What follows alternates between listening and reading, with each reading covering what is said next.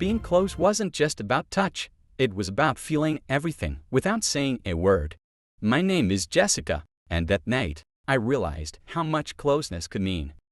I had known Ethan for months, friends, colleagues, companions in quiet routines. We laughed together, shared coffee breaks, walked side by side on slow evenings, but I had never imagined how one night could change everything.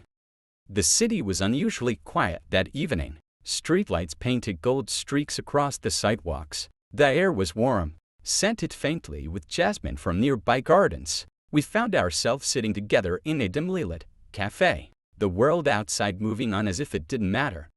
He leaned slightly toward me, and suddenly, I felt every subtle detail, the curve of his shoulder, the warmth of his hand near mine, the way his gaze softened when he looked at me. We didn't speak, not immediately. Words felt unnecessary. The closeness between us said more than sentences ever could. "You're quiet tonight," he said softly, breaking the stillness. "So are you," I whispered back. And just like that, the air between us thickened with unspoken feelings. It wasn't just comfort, it was anticipation, connection, desire quietly awakening.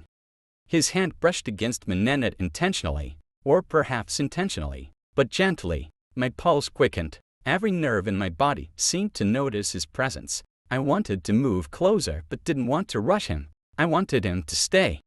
He shifted, and the warmth of his shoulder against mine made me tremble slightly. The closeness wasn't just physical, it was emotional. Every look, every breath, every subtle movement spoke louder than words.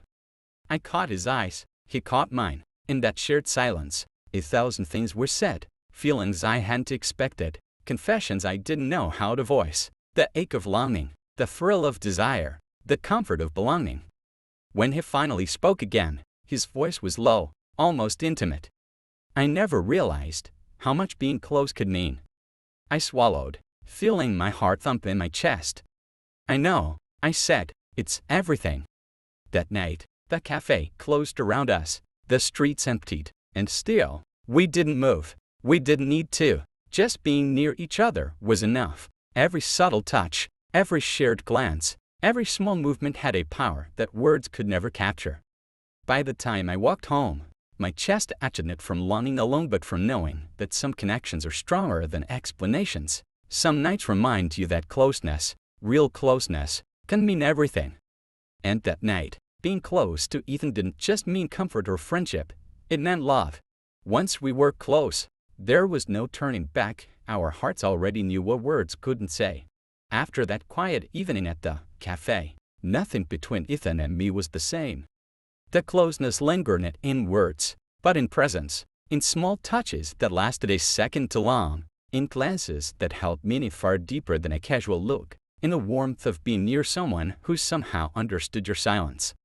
I began noticing things I hadn't before. The way his fingers brushed against mine when we reached for the same cup, the way he leaned in slightly when we walked side by side, as if the space between us wasn't enough, the way his voice dropped slightly when he spoke to me, softening, almost intimate. It was subtle, dangerous, and irresistible.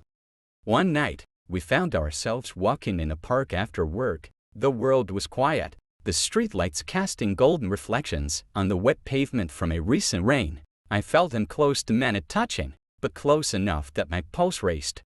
"Jessica," he said, his voice low, almost a whisper. I turned toward him, heart beating faster than usual. "You feel different when we're together," he admitted, like I can't explain it, but it matters.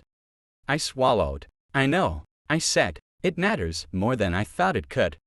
We walked in silence for a while. The air between us was thick, charged, alive. Then, almost unconsciously, his hand found mine.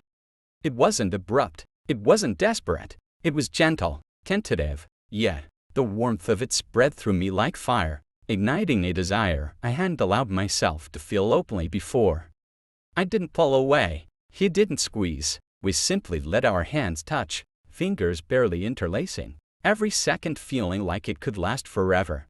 The world around us disappeared, street lights, distant cars, the cool night air, they all faded into background. There was only him, only me, only the closeness that had been quietly growing between us for months. At one point, he stopped walking, turned toward me, his hand stayed in mine, his eyes searching mine. "I want to be closer," he whispered.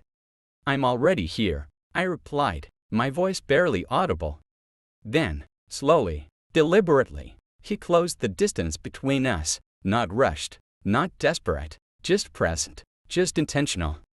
Our foreheads touched, our breaths mingled, the faintest brush of lips tentative, teasing, full of promise made my body react in ways I hadn't expected. It wasn't just a kiss, it was a declaration, a confession without words.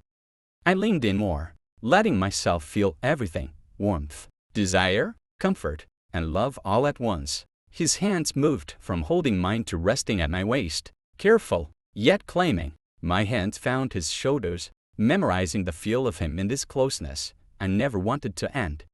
Time slowed, the night held us, the quiet amplified every touch, every breath, every shared heartbeat. Desire simmered beneath the surface, intense but restrained, like the calm before a storm.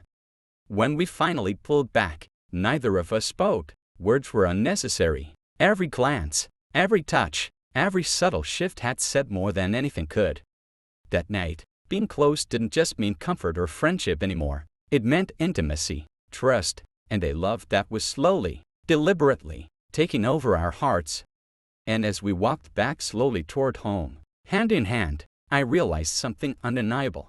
Some closeness changes everything. And that night, it had changed us forever.